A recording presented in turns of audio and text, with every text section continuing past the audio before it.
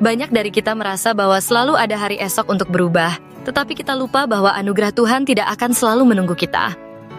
Tuhan telah mengorbankan dirinya untuk menebus kita, jadi jangan kita sia-siakan kesempatan yang diberikannya. Efesus 5 ayat 16, pergunakanlah waktu yang ada, karena hari-hari ini adalah jahat. Waktu itu sangat berharga. Setiap hari adalah anugerah dari Tuhan, maka hargailah dan gunakanlah dengan baik. Pohon ara yang tidak berbuah. Lukas 13 ayat 6. Lalu Yesus mengatakan perumpamaan ini, seorang mempunyai pohon ara yang tumbuh di kebun anggurnya, dan ia datang untuk mencari buah pada pohon itu, tetapi ia tidak menemukannya. Terkadang kita bingung dengan tujuan hidup kita. Namun, setiap manusia diciptakan dengan tujuan khusus untuk melayani Tuhan. Pohon ara melambangkan kita sebagai anak-anak Tuhan. Tuhan telah menanam kita dalam tempat yang baik, kebun anggurnya, memberi kita kasih karunia, firman, dan kesempatan untuk bertumbuh. Tetapi, apakah hidup kita sudah menghasilkan buah atau justru kita hanya menerima anugerahnya tanpa perubahan dalam hidup kita?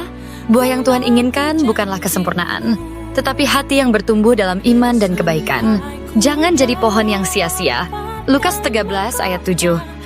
Lalu ia berkata kepada pengurus kebun anggur itu, sudah 3 tahun aku datang mencari buah pada pohon ara ini, dan aku tidak menemukannya.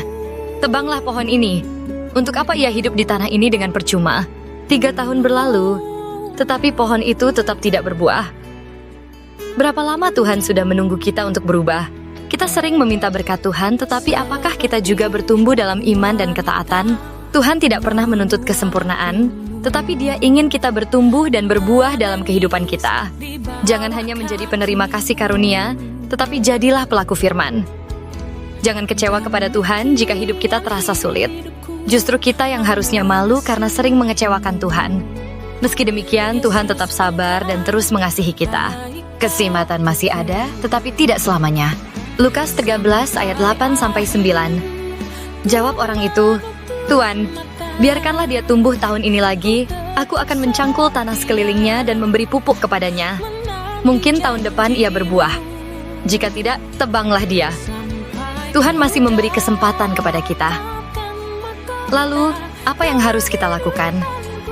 Bersabarlah dalam proses yang Tuhan izinkan. Jangan terburu-buru menyerah atau menilai diri sendiri atau orang lain. Gunakan waktu ini untuk bertumbuh dalam iman, doa, dan perbuatan baik. Namun ingatlah, kesempatan tidak datang 2 kali.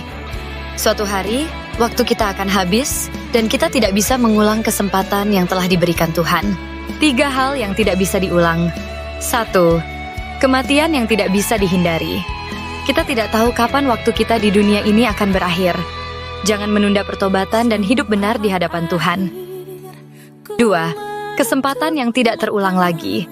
Jangan sia-siakan kesempatan untuk bertobat dan hidup bagi Tuhan. Hari ini adalah kesempatan yang Tuhan berikan. Gunakanlah dengan baik. 3. Kepercayaan yang tidak kembali. Tuhan memberi kita kepercayaan untuk hidup dalam panggilannya. Jika kita menyia-nyiakan kepercayaan itu, mungkin kita tidak akan mendapat kesempatan kedua. Apakah kita siap untuk menghasilkan buah bagi Tuhan? Jangan tunggu besok karena besok belum tentu ada. Jika kamu mau menggunakan waktu dengan baik dan tidak menyia-nyiakan anugerah Tuhan, katakan amin.